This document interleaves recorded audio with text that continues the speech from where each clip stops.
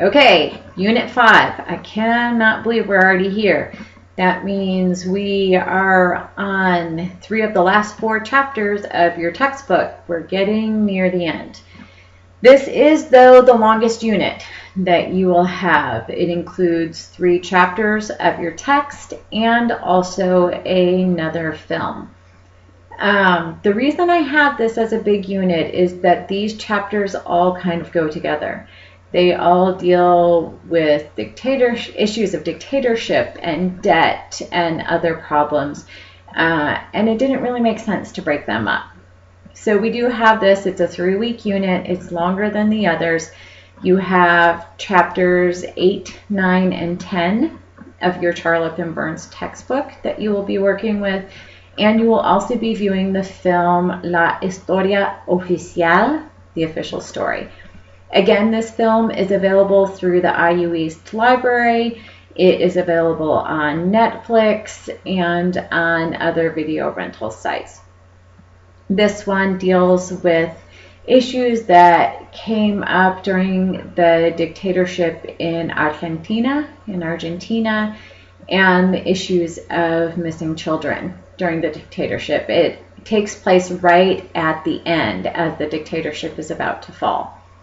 So we will be, like I said, dealing with dictatorship, with violence, with revolution, with guerrilla warfare, with a lot of unpleasant types of issues in this unit. It's a difficult unit to deal with. This is one where you're going to see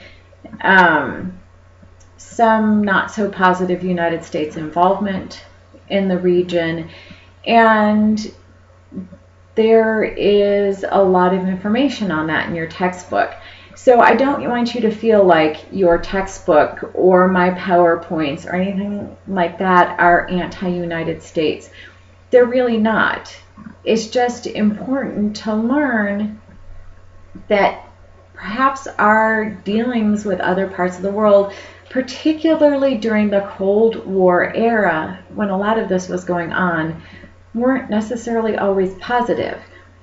And if we're going to view these things from the ideas or the viewpoint of people in the Hispanic world, we have to see that sometimes the participation of our government was viewed extremely negatively by these other countries. Unfortunately, our governments often supported dictatorships. In a number of instances, our government, particularly through the CIA, helped to overturn democratically elected governments in Latin America because they were either too leftist-leaning or they were not beneficial to U.S. business interests or something along those lines.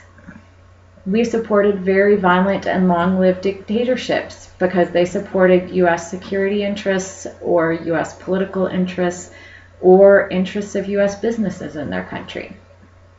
We not only did that, we trained militaries. Our government and military trained paramilitaries and military agencies, not only in their own countries, but also bringing them here to train at what is called the School of the Americas, located in Fort Benning, Georgia, where they learn not only military tactics, but also counterinsurgency tactics and torture tactics.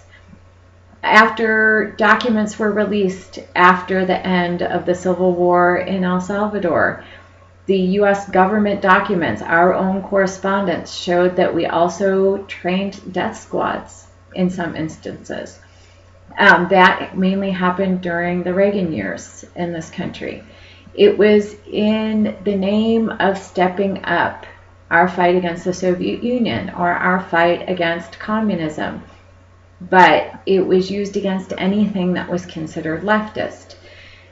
It's just important to be aware of these things because we need to know the impact that our own country has in the world and how some of the issues that are still ongoing in some Latin American countries were the cause of their own governments, they were the cause of their own peoples, the cause of their own elite class, but the United States government also contributed to some of these issues.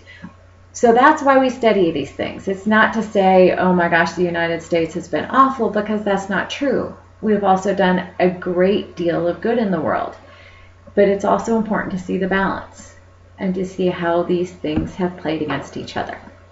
So just be aware of this as you're reading, as you're viewing the PowerPoints, as you're seeing, hopefully picking up on some of the U.S. involvement in the film, that you will be aware of just finding the balance of what our participation was, and that it was not necessarily always a positive participation.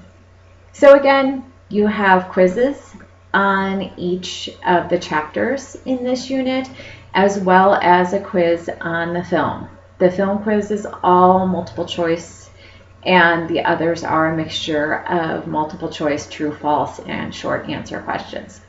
We have a discussion forum, of course. We are back to having 4 required posts in this forum. It is a regular length forum. Since it is a longer unit, both time-wise and in the number of resources we are using for this unit, I would suggest that you might want to think about using this discussion forum as an opportunity to bump up your discussion grades in the class, or your participation grades in the class. You have some time, there's some great material to discuss, there are some really good questions out there, so you might want to think about doing extra posts this time around and getting that grade really bumped up. It's not required, of course, but if you feel like doing it, you are encouraged to do so. And then, of course, you need to keep working on your PowerPoint project. Once this unit ends, you'll have just a couple weeks until that project is due. So you really want to make sure you are coming along with that and look at any comments I've given you on your project update that you hopefully submitted by October 25th. So let's get going with this unit and get ready to soon be wrapping up the class.